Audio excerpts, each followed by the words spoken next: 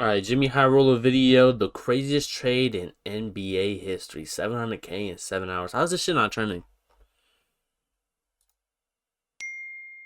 What's the other one, Joe? Did somebody steal Yo. Boom. This guy. Alright, Maxi. Hell nah. Wow. I'm stunned. Can't tell which room fake anymore in these apps. Shams got hacked. Nah, Shams gotta be hacked. The fuck? The multiverse is Luka Magic. God Lord. There aren't many things that can stop the entire NBA world in its tracks at 10 p.m. on a Saturday night. Did someone score 100 points? Did LeBron hastily retire in the middle of the season? What, did Michael Jordan come back out of retirement? What could possibly get everyone riled up out of nowhere? Oh my God. We all said in unison as news broke that the Mavericks traded Luka Doncic for Anthony Davis. So crazy, I couldn't believe what I was seeing. I figured this was just some big elaborate hack job, and I was waiting for— Hey, what was the second one? The second most recent Jxmy video.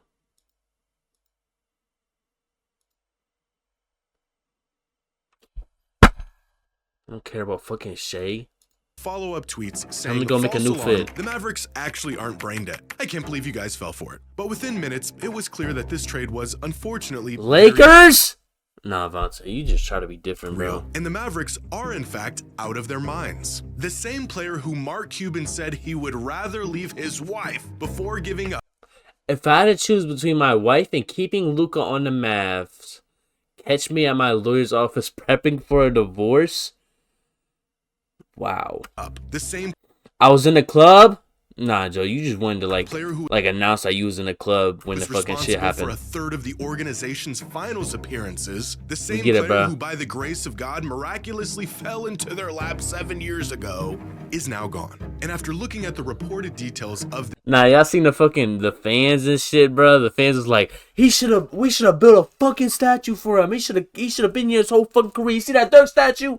Luka should have been right next to him. And then it just cuts to another fan. Yeah, I might. He said I might off my soul or some shit in GTA. And who was involved. I'm like, yo. Is without no, they don't have any player who plays defense. LeBron and Luka both don't do shit on defense. But look, Vontae, Luka is 25 years old. We're thinking about the future. Oh my God! Not everything revolves around fucking LeBron James. Maybe they're thinking about their fucking future for once. The most shocking trade in NBA history.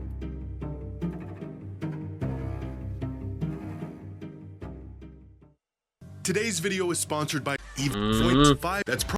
Now that we've had about a day to digest the Luka AD trade, by now the reality of the situation should be setting in. It has not. A trade so— Oh my God, bro. The reality of the situation should be setting in. It has not.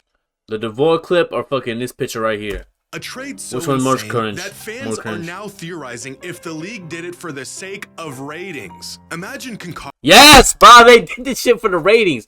There's no way the fucking league's office seen this shit and was like, yeah, yo, let's just let this shit go. So heinous that your fans literally think you're doing it for clout. That is how crazy. The Mavs going back to the finals. Watch, yeah, because they're gonna go back with a fucking old ass Kyrie, Clay, and AD, bruh. Like, yeah, bruh. Like that shit, like 5 years ago. Oh, come on, bro. Like it's late LeBron clip, bro. Oh shit, we're scared of old ass Klay Thompson, bro.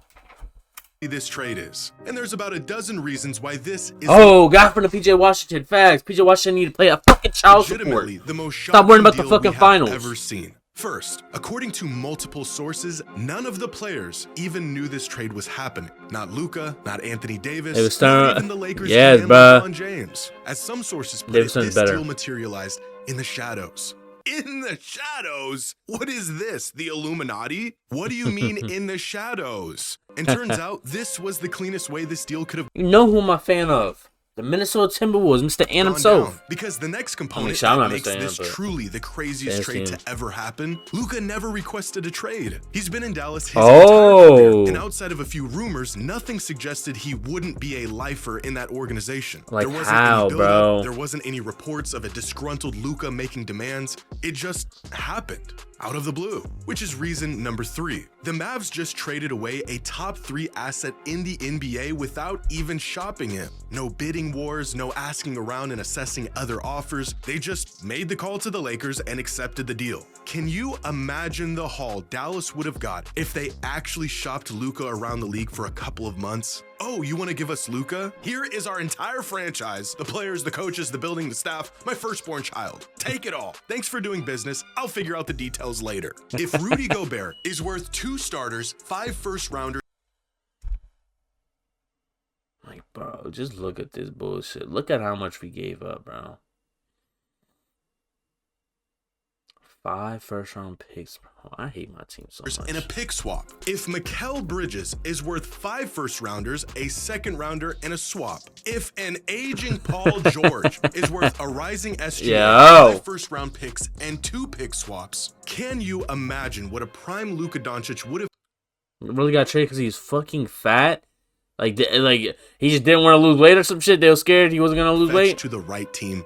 Oh, wait, I know. He wasn't even fat. You could tell he wasn't fat in the fucking when he got off the plane, bro. 31-year-old Anthony Davis and a thank you note. It makes no sense. And that brings up reason number 4.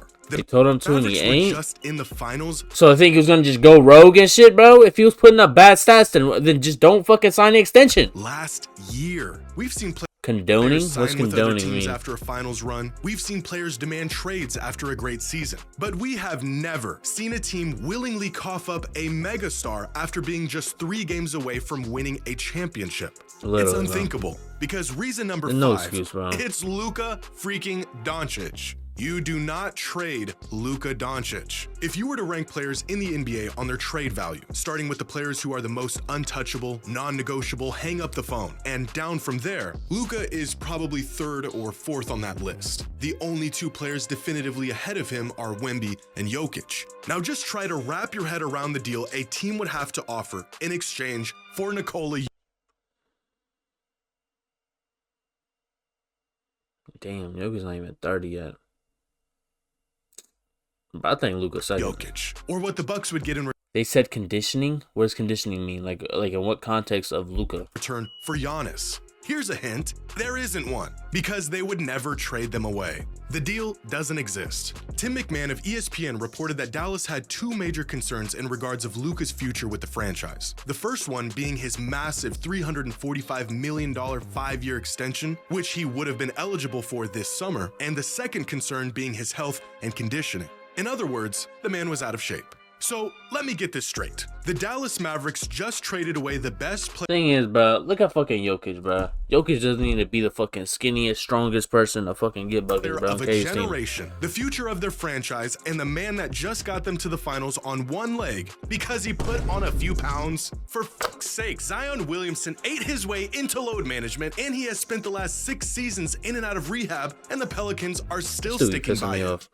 Now, Zion didn't deserve that stray. Seems like a nice guy. I wish him the best. But you get the point. We are now over a decade into the process, and the Sixers have yet to move on from Embiid. It's one thing for a franchise player to want out, to sign with another team if they aren't happy and the opportunity presents itself. But for a franchise to pull the trigger and get rid of a megastar in his prime because of constant conditioning issues is criminal. There's really no precedent or great comparison for a trade like this. Because in the past, even when teams did trade a superstar, there was context behind those trades that at least made it seem justifiable. Either the star was exiting their prime and the team was trying to salvage some value before they inevitably left, or despite how good the star was, the team wasn't finding much postseason success and wanted to go in a different direction. Or the star was bound to leave anyways, made it known, and the team had no leverage, so they were essentially forced I should look AI, bro. Look at Kyrie, bro. to the trade. This deal between the Mavs and the Lakers has none of those elements involved. Luka didn't request a trade, he's 25 years old in his prime, and the Mavericks championship window just opened up. Now, as a Blazers fan, I am painfully aware of how hard it is to get your hands on a true franchise player. Painfully aware. In our team's entire 55-year existence, we've had 3. The first one got hurt, the second one was incredible, the potential third one got hurt, and the actual third one was also incredible. That's about 1 superstar every 20 years. What does the lackluster history of my team have to do with this trade? Well, because the Mavericks should know a thing or two about keeping their hands on a generational talent. Because in their franchise's history, they've only had 2 of them, Dirk Nowitzki and Luka Doncic. The first one one spent his entire 20-year career in Dallas, facing ups and downs and winning arguably the heaviest and most challenging championship of our lifetime. And the second one, they traded away for AD in a box of scraps after just 6.5 seasons of a promising career. And as every fan of a non-major market team knows all too well, generational talents only come along like, bro, I just like take a step back. I'm like, how does the Mavs let this shit happen? Like, who lets this shit happen, bro? They like the GM just is like the only one that says some shit. Like, he's the only one that fucking pulls the trigger. Like, cause there's no way Mark Cuban like agrees to this shit, bro. Like, there's no way. Once in a generation, the Mavericks aren't some hotspot for superstar talent. They don't get. And they gave the Lakers another fucking superstar, bro. To win it all often. Just 3 trips to the finals in 45 years. One of those trips at the hands of the guy who they just sent packing. They cannot afford to roll the dice and hope for greener pastures like some other teams can. You are not the Lakers. You get a player like Luka and you lock that man in. Mark Cuban was the problem, bro. Oh god, you the fucking owner. Oh, he did sell his rights. I forgot about that. Damn, bro, why would you do that? What are we doing? For some bread? You rich already. Years before a player of Luka's caliber puts on a Mavericks jersey, and the team traded him away because he was mildly out of shape. So stupid, it makes me sick. This is coming from a desperate man who's got 18 years left before I see another Dame. Which brings us to their second concern. Again, according to sources, the Mavericks were not keen on giving Luka an extension that would have made him the highest paid player in the league. But if the third best player in the world, who gets better in the playoffs, is a perennial MVP candidate who's hitting his prime, isn't worth paying, then who the hell is? Dallas said that this was a win-now trade, an oxymoron of a statement considering who they just traded and where he just got them last season, but superstars win championships. Superstars also cost a lot of money. And if you're not willing to empty your pockets, how committed are you to actually winning? In what world has being cheap ever won a team a title?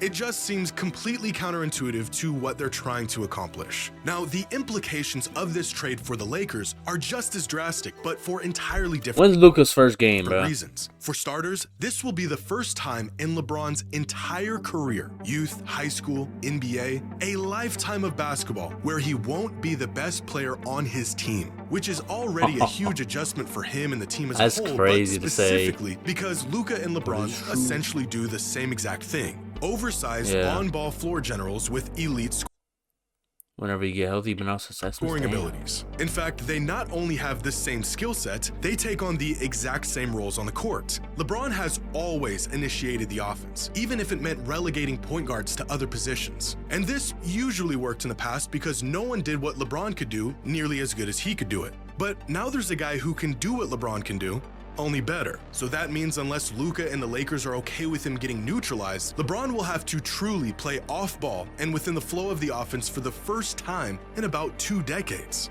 2 LeBrons on 1 team. Sounds great in theory, probably a bit redundant. Which leads me to believe the Lakers are actually playing a longer game with this trade. Sources report that the Mavericks are the ones that approached LA with this trade. And despite the Lakers playing fairly well as of late, I think they knew their chances of winning another title with the LeBron-AD duo was getting slim. So with the option of trading away key pieces and tripling down on a 40-year-old LeBron to carry them to the promised land, or trade for a megastar that just showed up on their doorstep 5 minutes ago, they couldn't book AD's flight to Dallas quick enough. Which makes me think this move was the first step into the post-LeBron era in Los Angeles. As we all know, LeBron will more than likely retire within a season or 2. And the Lakers... Damn! He's playing next season though, right? A new face for their franchise. And they just got it. Inexplicably. Black Bron and white Bron, facts. Miraculously. I ain't gonna lie, when they said like it's gonna be the first time in his career, I thought they was talking about like his second best player is white. Like I thought that's what they was gonna go for when he said that. I'm not gonna lie. For their franchise. Exactly, with Clay in the weak side waiting for 3 and Gafford in the dunker spot. Man. And they just got it. Inexplicably, miraculously, in the most Lakers way imaginable. I always Guess I'm wondered what sleeping on LeBron's Gaffin. final years would look like, how he would go out, who would be around him, but never in my wildest dreams did I imagine it would be playing second fiddle to Luka Doncic in a Lakers. So Bron got 4 championships, bro. He need one more, bro. One more to like that 3-1 lead counts as like 2, bro. And then he ties MJ. Jersey. All in all, it seems like the Mavericks won this trade. If you zoom way in and look at this in an Bro, he don't need to beat MJ. His 3-1 is worth 2, and then he ties him. And that stats speak for himself. 18-month window. But zoom out, and the Lakers are looking around asking themselves how they just pulled off a bank heist. With AD, the Mavericks lineup looks good, possibly a winning formula. But the Lakers got Luka Doncic, and in 20 years, fans will look back and wonder how one of the greatest players of all time in his prime was traded away on a random Saturday night. I remember the one dude that was in front of like, there was interviewing Mavs fans and shit, the show I was talking about earlier. The one dude was like, the dude talking about the statue, he was like, there's still time. The NBA, he got traded last night. That was Saturday night. It's Sunday right now. The NBA office don't open until Monday, so the trade hasn't technically went through. The papers haven't been signed yet, so there's still time. I'm like, bro, just stop it, bro. Just stop it, bro.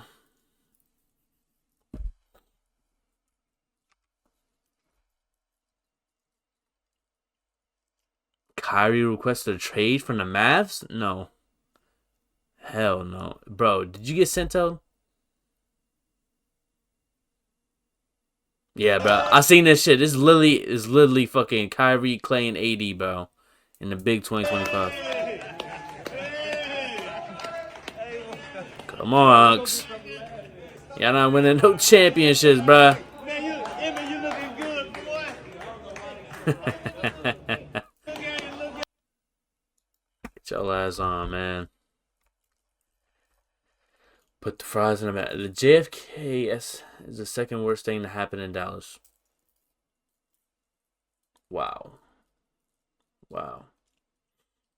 Trade was so crazy that Jimmy posted after 4 days instead of 1 month. Nah, they on his dick. You got Sintown? Nah, you got Sintown? Oh my god, Frogger. How you get Sintown in 2025, bruh? Come on, bruh. It's 20. The official account is crazy, bruh. Come on, bruh. Froggy, you better than this, bruh. Sintown in 2025 is wild, bruh. Come on, that's crazy, bruh. Nah, he said never mind his fake and still with the link. He saw the check. Nah, it be getting people though. I ain't gonna lie, I be having to set check. Like, bro, it used to get me like crazy in 2023 or some shit, bro. And then like when it started being a trend, I'm like, bro, I'm checking every app, bro, every time, bro. That shit is crazy, bro.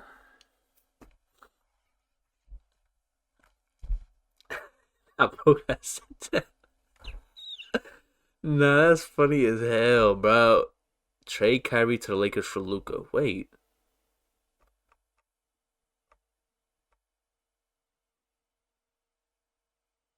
Wait, was this the next morning? Nah, that's crazy. That is wild. Oh yeah, Sunday morning.